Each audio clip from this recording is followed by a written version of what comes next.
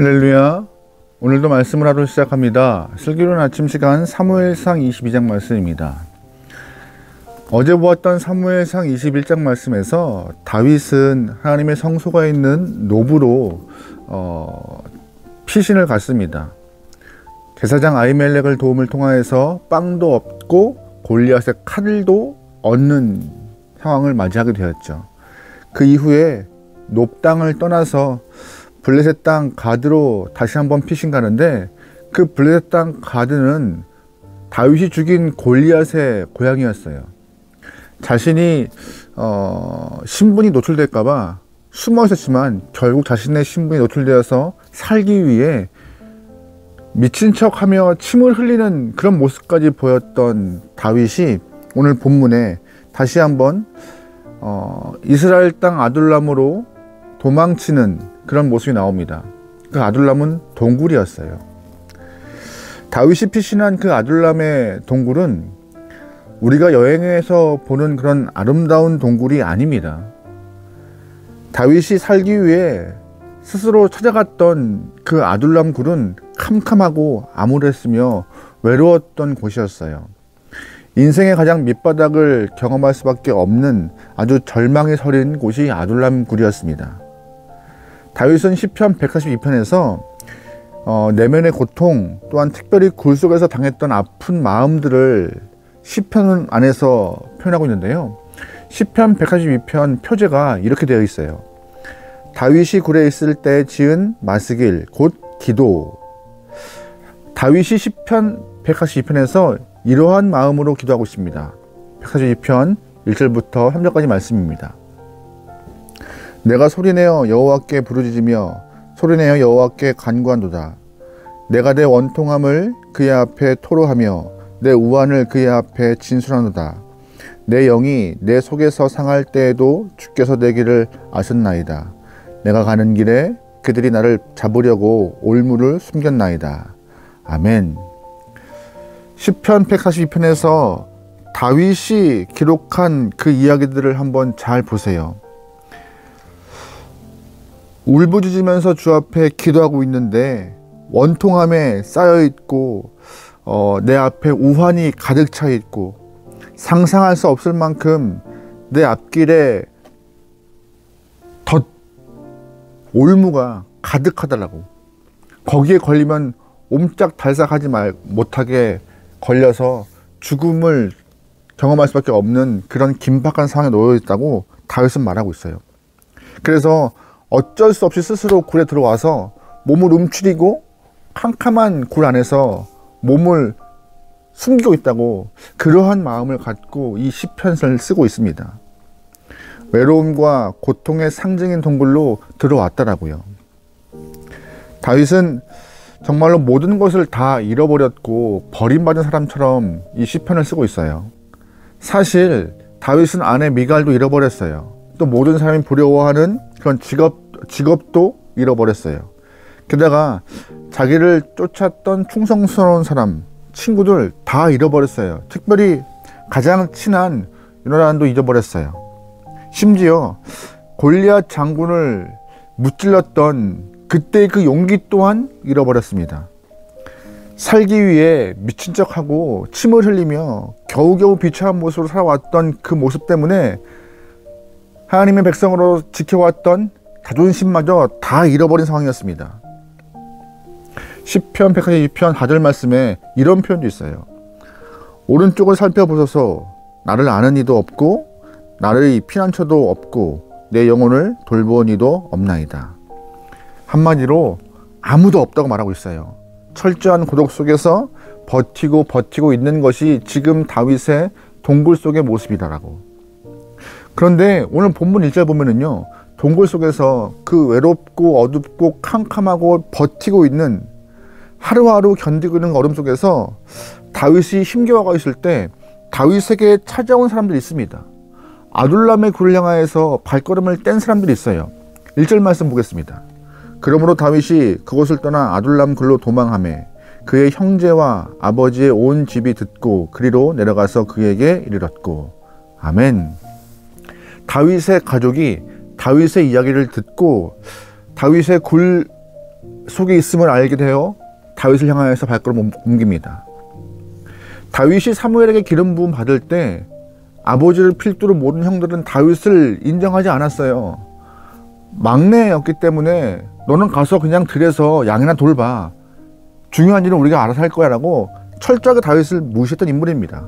그러나 외로움에 쌓여있는 다윗, 고독에 몸부림치는 다윗, 혼자여서 너무나 힘든 상황을 스스로 견디고 있는 다윗에게 하나님이 역할하셔서 그의 가족을 보내주심으로 혼자가 아님을 알게 하십니다. 시편에서 다윗이 고백했던 그 외로움의 기도를 들으시고 역사하시고 응답하시는 것과 같은 그런 손길을 오늘 보면서 보여주세요. 게다가 2절 말씀에 또 하나님은 다윗에게 사람들을 보내주십니다. 2절 말씀입니다. 환난당한 모든 자와 빚진 모든 자와 마음이 원통한 자가 다 그에게 모였고 그는 그들의 우두머리가 되었는데 그와 함께한 자가 400명 가량이었더라. 아멘. 다윗의 식구와 더불어 400명이 또 아둘람 굴로 오게 되는데 다윗이 위로를 받는 것이 아니라 오히려 다윗이 위로를 해야 할 사람들이 오는 것 같아요. 환난당한 자, 빚진 자, 마음이 원통한 자. 미루어 짐작해 본다면요, 사울의 통치에서 정치적으로 고통당하고 힘들어하는 자, 거기에 괴로워한 자들이 모였던 것 같아요. 빚진 자란 나라의 경제 시스템이 잘못되어 구조적으로 빚을 질 수밖에 없는 상황에 놓인 사람들, 또한 그 빚 때문에 가족이 해체가 되고 도망다니다가 보금자리를 잃은 사람들이 다윗의 아둘람의 굴로 온 것 같습니다. 마음이 원통한 자는 누구일까요? 호소해도 아무도 알아주는 이가 없고 한마디로 상처 입은 사람들이 다윗에게 온 거예요. 이 사람들은 무엇이 정의이며 무엇이 하나님의 뜻인지 어디로 가야 할지를 전혀 지각하지 못한 그냥 상처 입고 괴로워서 숨어 있다가 다윗에게로 투신한 영혼들입니다. 상처만 건들면 모든 판단력을 다 잃어버리고 상처를 주인 삼아서 몸부림치며 살아갈 사람들입니다. 이들은 절대 하나가 될 수 없는 사람들이죠. 내 아픔이 너무 커서 다른 사람을 돌볼 겨를도 없고 그들을 향해 눈을 들 수도 없는 영혼들이에요. 400명이 그렇게 모인 거예요. 그 굴 속에. 그러면서 하나님은 이 400명의 상처받은 사람들을 다윗에게 보내셨어요. 왜요?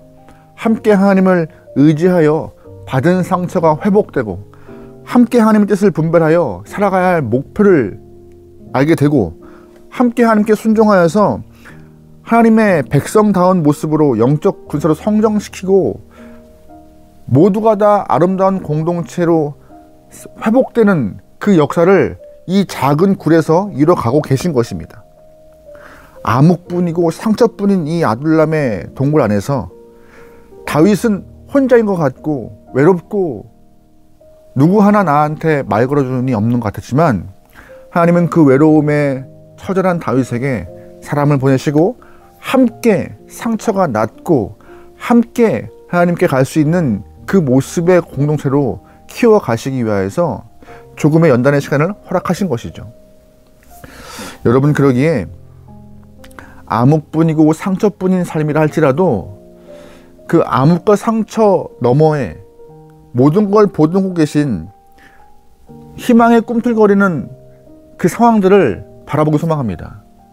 무조건 긍정적 사고라는 것이 아닙니다. 희망의 하나님이 계시기 때문에, 소망의 하나님이 계시기 때문에 상처뿐이 아니라 암흑뿐이 아니라 빛이 있으며 회복이 있으며 영광이 있음을 꼭 기억하시면 좋겠어요. 영국의 한 모퉁이에 구두를 닦는 소년이 있었습니다. 아버지는 빚 때문에 감옥에 갔었고 어쩔 수 없이 집안의 살림을 꾸리기 위하여서 아들이 새벽마다 나와 구두를 닦는 영혼이었죠. 그 어린 소년은 새벽부터 밤늦게까지 구두를 닦아야 하는데 쉽지 않은 일정에도 불구하고 항상 밝은 콧노래를 부르면서 구두를 닦기 시작했습니다. 구두를 닦는 사람들은 그 어린 영혼에게 구두를 닦는 게 그렇게 좋아? 라고 물으면 그 영혼은 좋습니다.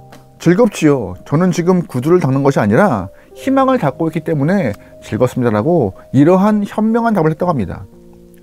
런던 한 모퉁이에서 구두를 닦는 이 영웅이 누굴까요? 바로 올리버 트위스트를 썼던 세계적인 작가 찰스 디킨스입니다. 아무리 먹구름이 짙은 그러한 삶 같아도 분명히 그 먹구름 뒤는 태양이 있습니다. 이 찰스 디킨스는 그 태양을 보고 있던 것이에요. 지금의 환경과 여건이 아주 어둡고 우리를 둘러싸여서 숨 못 쉬게 할지라도 협력하여서 선을 이루시는 하나님이 있기 때문에 우리에게는 소망이 있음을 믿으시기 소망합니다. 어느 누구도 전능하신 하나님과 함께하지 않으면요, 한순간도 지탱할 수 없는 것이 우리 인간의 모습입니다. 그만큼 연약하고 한계가 분명해요. 다 똑같아 보여도, 다 괜찮아 보여도 조금만 한꺼풀 벗어보면 다 상처 있고 아픔 있고 고통이 있고 해결할 문제가 산적한 우리의 삶입니다. 다 질그릇같이 약한 모습이에요. 오늘 본문에 있는 다윗과 아둘람 굴에 모인 그 모든 영혼들처럼요. 하지만 하나님이 합력하시면 그 상처받은 영혼들과 함께하여서 큰 역사를 이뤄가시는 주님이십니다. 여러분, 그러기에 혼자 외로움에 사무치지 마시고 여러분이 속한 공동체에서 상처를 나누고 회복할 수 있는 은혜가 있기를 소망합니다. 또한 하나님을 의지하여서 하나님의 생명의 빛이, 소망의 빛이, 은혜의 빛이, 회복의 빛이 여러분의 캄캄한 그 아둘람 굴에 비춰 역전될 수 있는 그 귀한 은혜가 오늘 우리의 삶의 시작이길 소망합니다. 우리 스스로는 이겨나갈 수 없습니다. 스스로 살아갈 수 없어요. 하나님을 의지할 때, 또한 함께 허락한 공동체 영혼들과 함께 성장할 때에 우리는 오늘보다 더 나은 모습으로 우리의 삶을 주님 원하시는 모습의 그림으로 그려나갈 수 있습니다. 오늘 하루 여러분 말씀을 기억하며 하나님을 의지할 수 있게 소망합니다. 말씀을 기억하며 우리에게 허락한 많은 영혼들과 함께 하나님의 뜻을 같이 이뤄나가는 그런 모습 되어서 아름다운 공동체로 주와 평강 돌 수 있는 귀한 여러분의 삶이 되기를 주의 이름으로 축원합니다. 오늘 하루도 승리합시다. 기도하시겠습니다. 하나님, 오늘 우리의 삶이 캄캄한 아둘람 같이 어둡고 암울한 삶입니까? 혼자 있는 것 같이 외롭고 고독에 쌓여서 몸부림치고 있는 것이 우리의 시간들입니까? 성령 하나님이시여, 우리를 고아와 같이 두지 마시고 함께 하셔서 위로하시고 세임 허락하소서. 우리는 주 없이 살 수 없습니다. 주님이 허락하신 은혜와 또한 허락하신 공동체의 여러 지체들과 함께 이 험한 인생길을 걸어가고 있사오니 주님이시여, 주님 오시는 그 순간까지 언제나 주님만 의지하고 공동체 일원들과 함께 하나님이 허락하신 그 믿음의 길을 완주할 수 있도록 주님 역사해 주옵소서. 주님 오실 때 잘했다 칭찬받기 원합니다. 오늘 하루가 그 시작이 원하오니 믿음으로 걸어갈 수 있는 귀한 영혼들에게 오늘 하루를 축복하소서. 문둥을 맡기오며 예수님의 이름으로 기도합니다. 아멘.